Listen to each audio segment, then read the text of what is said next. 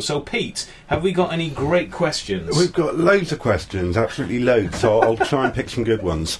Right, first off, how easy or difficult is it for you to write a young female protagonist? And that comes from Script Punk. Well, thank you, Script Punk. Just what we were talking about.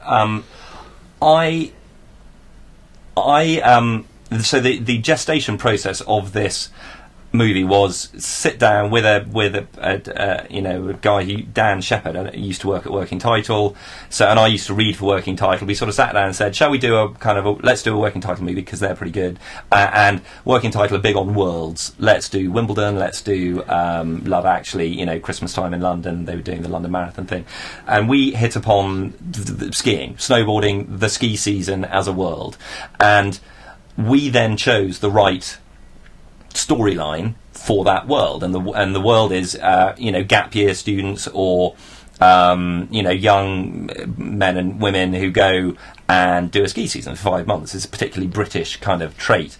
We didn't want to spend the entire time with posh kids spending daddy's money in the Alps, so we thought let's have a kind of a fish out of water young girl, working class girl who doesn't belong in this world, because that'll be funny and that'll be dramatic, and you throw her in there, she's out of her comfort zone and she's got a journey to go on. So it evolved rather pragmatically out of what is this world that we're doing and what is the right story for this world. As it turned out, then the young female heroine developed a very kind of sarcastic sense of humour, I think, as a defence mechanism, and that's something I happen to write very well. I think it's something the British write very well, quite sarcastic tone.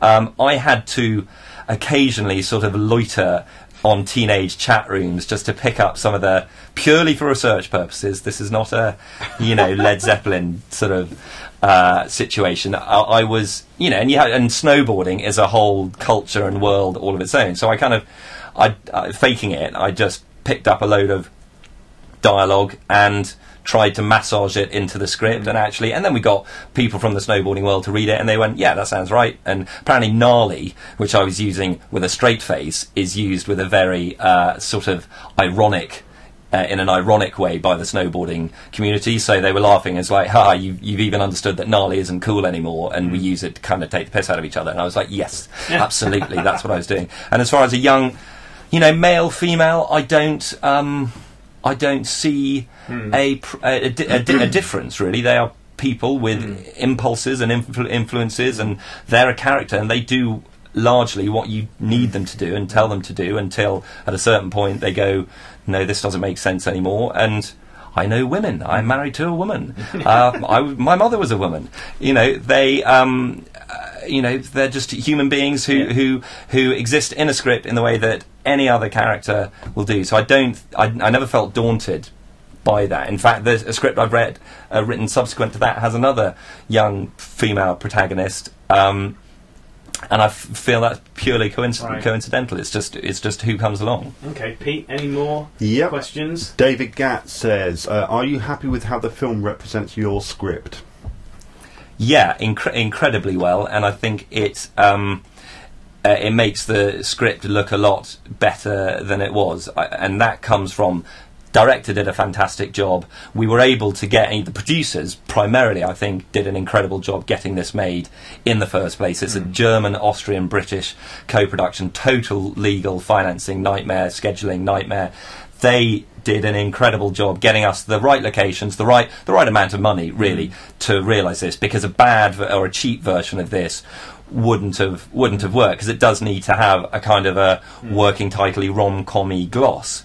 Some of the scenes are heartbreakingly close to what I had in mind. Some of them are way better, and that comes largely from the performances. And when you got an actress like Felicity Jones, who has been on lots of people's radars for a while, but this is, I'd never heard of her when she was cast, and I thought, great, I'm sure she'll do a lovely job.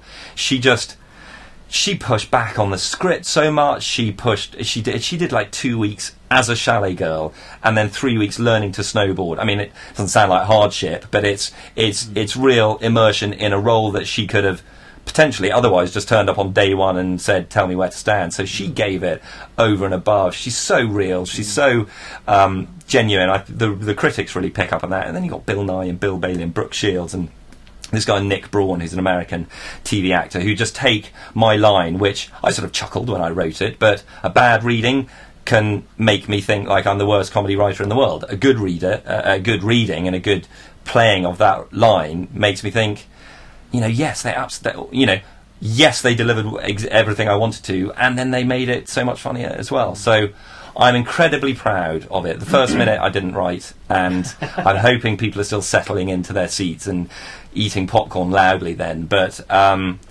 it represents my writing for that script. That script and this movie is a part of the kind of writer I am. I hope to do other stuff.